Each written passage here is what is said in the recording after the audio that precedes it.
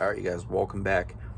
In this video, I'm going to touch on my experience with probation. Not only probation, but with intensive probation. To my knowledge, this is the highest level of probation one can get here in Arizona, at least. I don't know how things are where you're from, but here in Arizona, we have unsupervised, we have standard, and then we have intensive probation. I guess there's like lifetime probation too, but I have no experience with that, thankfully. I caught my case 2011. Trafficking in stolen property. Right off the bat, scared as hell, right? I was a driver for a burglary. I pawned stolen items using my ID like a fool. My house is under surveillance for 3 days. I get popped. My only rap sheet at that time was a DUI in 2001 and a possession of marijuana charge when I was like 19. So my lawyer fought real hard and the judge placed me on intensive probation. I'm guessing I was placed on intensive probation because I couldn't stay sober. I couldn't stay clean. And I told the judge that, I have a problem. I need help. I told her I don't think jail, I don't think prison is gonna benefit me. Prior to being sentenced, I was hoping for her to send me to rehab. Something, I needed help. Something specialized for my case, as an addict. I was unstoppable, a little Tasmanian devil roaming the streets of Tucson, doing whatever it took just for a little bit of dope money to survive that day. So ultimately, I get placed on intensive probation. I get sentenced. I think the time frame was like 2 years. Instead of sending me to prison, she said, I will give you 2 years on probation. After 9 months, you have a chance of dropping to standard probation. And that means I just have to check in once a month, drop for them, which means they check my pee. As long as I have no issues, and as long as I am where I say I am during that time, while on intensive probation, then she'll drop me from IPS, intensive probation, to standard. Part of the requirements, I had to do community service every weekend, take UA tests. I think it was like 3 times a week, Monday, Wednesday, and Friday. Drive to a location, pee for them. It sucked. Also, not only that, when you're on intensive probation, here in Arizona at least, you have a surveillance officer. And what that means is you have a regular PO at the office that you go talk to, whatever. You also have a surveillance officer, and their main duty is to check up on you randomly. Any time of the day. Doesn't matter if you're at home, you're at work, they could pull up on you and just talk to you, see how you're doing. They could pull up on you wherever you are, work, home, and they don't even have to come to your door. They could just drive by and make sure your car is there. If my car was not at home, then they knew something was up. I had a weekly schedule I had to make every week. I had to go see my PO once a week, fill out a schedule as to where I am Sunday through Saturday. I had to put down my work, gym, groceries. If I wasn't anywhere on that schedule and my surveillance officer were to pull up, talk to me, make sure I am where I say I am. If I wasn't there, violation right there. Obviously, if you drop dirty, violation. So I was working at a hotel and I was doing fine. Eventually, I relapsed, dropped dirty. Once I got acquainted with the routine of intensive probation, then I got comfortable, I got complacent. I started dropping dirty, thinking I could get away with it. I knew I couldn't get away with it. As I said in prior videos, I was always the type to do what I needed to do to get high and deal with the consequences later, if any. Hoping there wasn't, but screw it. I will face those consequences if and when that time comes, whatever. This one particular day at work, I was working 7 a.m. to 3 p.m. I get off work. I call up my dealer. He's at a casino. Call him when I get off. Hey, where can I meet you? I need to pick up. He's at a casino. I pick up, meet him, do what I gotta do, get high. Something in me told me to call my probation officer, let him know, hey, this drop is gonna be dirty. I wanted to hold myself in some sort of accountability. I knew what I was doing was wrong, but I figured that was the best thing to do at the time. Give him a heads up, hey, this next drop is gonna be dirty. He's like, all right, just go home and go drop in the morning. That's all he said. So I'm like, all right, I can do that, man. I appreciate you. Thank you for everything. Thank you for everything. I appreciate you. Instead of going straight home, part of my routine when I'd pick up is pull over different locations and get high. I was addicted to H, obviously. Pull over, smoke my H, and just cruise around. I needed some sort of freedom. During this time, I was living in between my dad's house and with my mom. They were divorced, obviously, at the time. I couldn't just pick up, go home, and use with my mom there. Although I've done that quite a few times. I didn't want to. Fast forward some hours. Sun already went down. It was like about 7 o'clock. Before I drive home, I pull over to this car wash, smoke the rest of my stuff. I think I'm cool, right? So I drive home, drive through the gate. It's a gated community, and I pull in my parking spot. It was dark. I already had a game plan made up. Go to sleep, wake up, go drop. Thinking I'm cool. So as I park, get out of my vehicle, start walking down the sidewalk to my condo, I look to my left, I see a SUV there. And I see some movement. So I keep walking. It's my surveillance officer. They came to hem me up, take me to jail on a violation. It's not only him, it's one of his partners, another surveillance officer. They came specifically to take me down, put me in handcuffs, put me in the back of the SUV, and take me to jail on a probation violation. So when I talked to my surveillance officer, he's like, you know what's going down, right? I was like, yeah, man, I get it, man. I screwed up. Ultimately, I thought we were just going to have a conversation, about my day. Because I'm sure he checked on me. He knew what time I was about to be off.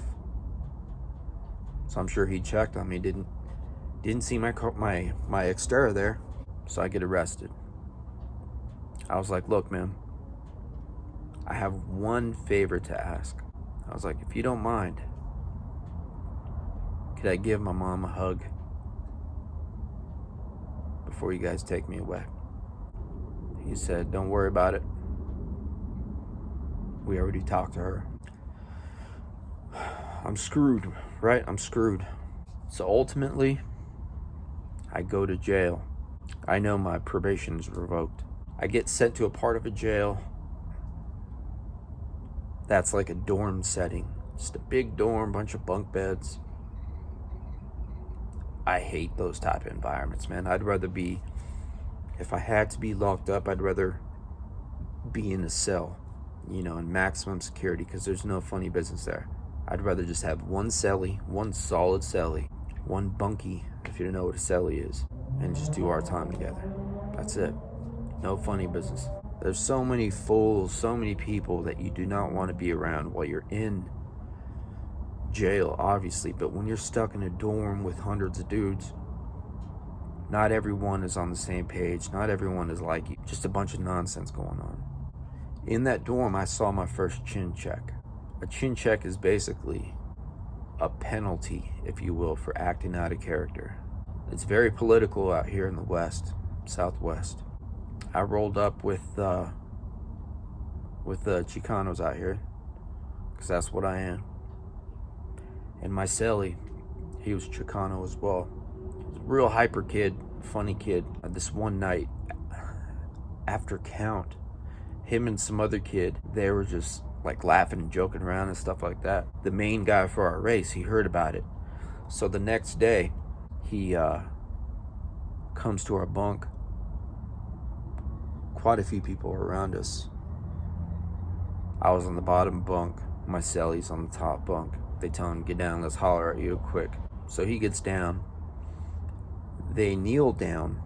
Long story short, one of the guys ends up punching my cellie at the time in the face. That was just real crazy for me. I knew this was nothing to mess with, right? I never acted out of character. You know, I was always pretty mature for my age. I wasn't worried about getting checked like that. That's just one of many things I've seen while I was in jail. So fast forward a couple weeks, I see the judge again, the same judge that sentenced me. I tell her, look, I can't stop. I know she's unhappy with me. Her placing me on probation was a blessing for me. She could have locked me up. 2 years prison, no questions asked, but she placed me on probation. Come to find out, her son was an addict as well, and he got killed in prison. Somewhere deep down in her heart, I knew she has sympathy for addicts, you know. I'm sure it's a case-by-case scenario, but she knew I was in a position I couldn't get myself out of with help. She gives me another opportunity not to get back on IPS. She sentences me to 6 months work release. If I were to complete that successfully, then I'd be done. No more probation, nothing. Work release means you're in a part of the jail where sentenced inmates do the rest of their time. I get to leave the prison for a certain amount of time so I could work. After my shift, I have to go back to the jail. So I'm like, okay, you know, she wasn't trying to hear anything I had to say. I always talked a good game, but I couldn't back it up. You know, I was rooting for rehab. I know in some cases they allow inmates to go to rehab, you know, finish out their time. But I didn't have a drug charge. My charge was trafficking and stolen property. I didn't have a drug case, but my actions leading up to the charge, my actions just to acquire some cash so I could get high, that was drug related, but my charge wasn't. So I don't know if I was eligible or not. You know, I probably wasn't, which is why she didn't send me to rehab. So I get sentenced to 6 months work release at a different part of the jail. Again, it's a dorm setting. I hate those. I hate dorms. It's freaking loud. Bunch of knuckleheads. So I get a hold of my old boss, and he gets me lined up at a hotel near the jail. It's within walking distance. So there'd be days where I'd have my uncle pick me up from the jail, take me to work.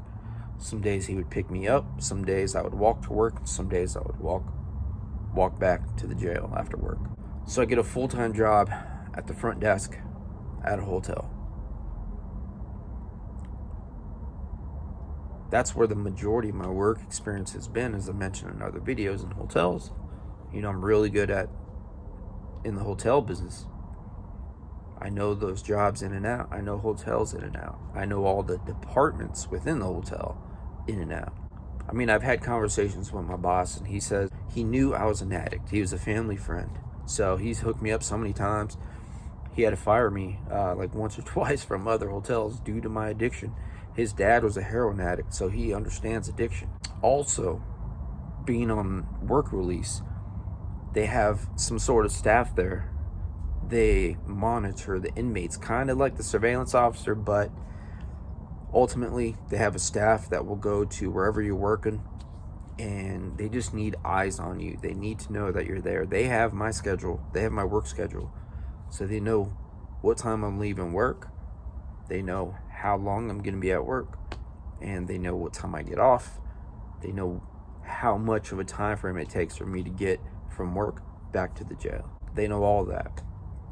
So in a way, I guess he is a surveillance officer, some sort of CO, but their main duty is surveillance. They would drive by occasionally.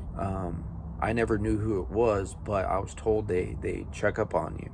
So as I got comfortable at this job, as I got comfortable in work release, once again, I start getting high. I have my dealer bringing me my stuff to the hotel.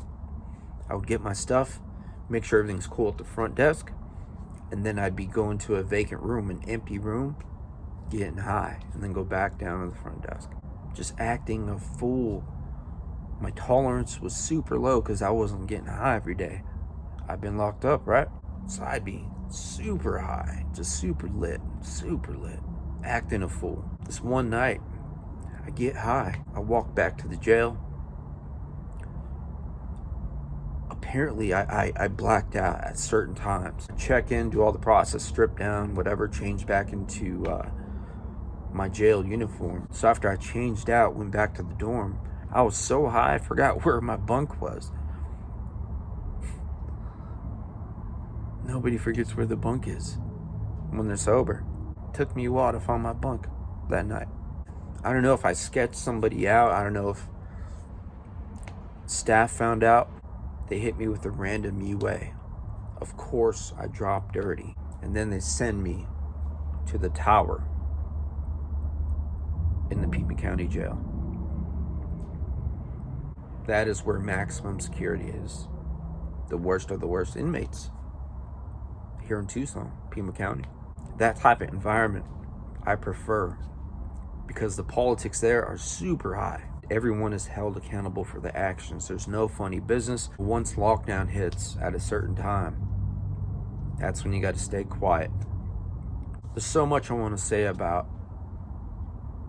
certain things, within jail, within my race, but all that information stays when you're locked up. There's other channels out there, prison channels, that talk about this stuff, talk about the exact politics. I am not going to do that because it's no one's business. It's only your business if you're faced with that situation. My first night, once I hit the tower, I get checked in, walk through the dorm, see a huge dorm, nothing but cells right there, nothing but cells. 2 stories, just full of cells, right? There's a big metal door on each cell, just a straight metal door with a long glass window. So I walked with my blanket. I walked to my cell. I meet my cellie, this young kid, 18 years old, real cool kid. I was like, what can he be locked up for? His charge was 1st-degree murder. As time went on, him and I developed the most solid relationship. He was the cellie that you would want. Super clean, picked up after himself, respectful. After you use the sink, you wipe it down. Respect is huge. The first night, after we talk, he makes me some food out of his own commissary. We exchange stories. I tell him my rocky road on probation. He tells me about his case. We hit it off right off the bat. I could have been this kid's dad. Super respectful. Before we went to bed, he prayed for both of us. He prayed every night while we were locked up together. I was with him maybe for about a month or so. Fast forward some time. I have to go see the judge again for messing up the work release opportunity. Of course, she was unhappy. She didn't waste any words. Ultimately, she says, Daniel, You leave me no choice, no option but to sentence you to 2 years in the Arizona Department of Corrections. I knew I was screwed. Out of those 2 years, I only had to serve 1 year, 12 months. I had some back time in the county. I don't know if they counted some time I was on probation, but with 85% that I have to serve, 85% of my sentence and some back time, I only had to do 12 months. That is my time on intensive probation. Thanks for listening.